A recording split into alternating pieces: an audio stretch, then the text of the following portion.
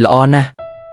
ការមានសុខភាពល្អសម្រាប់មនុស្សចាស់មិនមែនគ្រាន់តែអត់ឈឺអត់កាត់ទេគឺជាសភាពដ៏ល្អប្រសើរនៃការរស់នៅទាំងផ្លូវកាយផ្លូវចិត្តនិងសង្គមនេះជាកត្តាសំខាន់ដែលធ្វើឲ្យមនុស្សចាស់មានសុខភាពល្អនិងអាយុវែងលើសពីការជួបប្រទះតាមធម្មជាតិ1ផ្នែករាងកាយ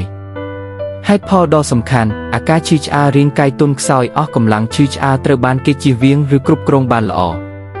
សកម្មភាពរាងកាយទៀងទាត់ដើរហាត់ប្រាណស្រាលយូហ្គាថែទាំជំនាញកាយសម្ព័ន្ធនិងការរក្សាភាពស្វាហាប់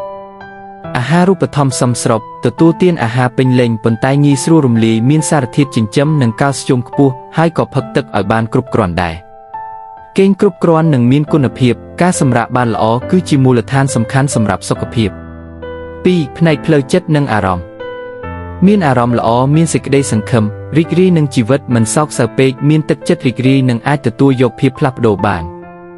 ស្មារតីច្បាស់លាស់និងមានការចងចាំបន្តរៀនសូត្រថ្មីអានសៀវភៅលេងល្បែងលេខឬចំណាយពេលលើការងារដែលចូលចិត្តដើម្បីលើកទឹកចិត្តឲ្យខួរក្បាលដំណើរការមានគោលបំណងនៅក្នុងជីវិតមានអ្វីដែលត្រូវធ្វើមានអ្វីដែលត្រូវរងចាំឬមានការតស៊ូខ្លួនឯងដូចជាការចិញ្ចឹមដំណាំថែទាំកូនចិញ្ចឹមជួយអ្នកដទៃជាដើម3ផ្នែកសង្គមមានទំនាក់ទំនងសង្គមល្អមិនឯកាមានក្រុមមិត្តឬគ្រួសារដែលអាចជែកគ្នាចែករំលែកអារម្មណ៍និងទទួលបានការគាំទ្របន្តចូលរួមក្នុងសង្គមនិងគ្រួសារមានតួនាទីមួយក្នុងគ្រួសារឬសហគមន៍ដែលធ្វើឲ្យខ្លួនមានតម្លៃនិងមានការទទួលស្គាល់ទទួលបានការថែទាំនិងការគោរពទទួលបានការយកចិត្តទុកដាក់ពីកូនចៅនិងអ្នកជិតខាងមានអ្នកជួយនៅពេលឈឺថ្កាត់ឬមានការលំបាក4ការថែទាំសុខភាពការពារជំងឺរាតត្បាតនិងជំងឺដែលអាចការពារបានទទួលថ្នាំបង្ការឬវ៉ាក់សាំងទាន់ពេលវេលាដូចជាវ៉ាក់សាំងគ្រុនផ្ដាសាយជំងឺបូមពលពិនិត្យសុខភាពប្រចាំឆ្នាំទៅពិនិត្យជាមួយគ្រូពេទ្យជាប្រចាំដើម្បីឆែកមើលសុខភាពនិងរកឃើញបញ្ហាតាមពេលកំពុងតែមាន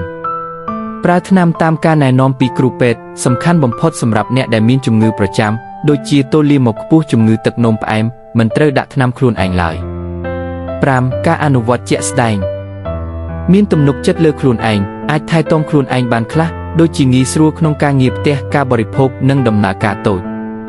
រស់នៅក្នុងបរិស្ថានល្អផ្ទះស្អាតមាន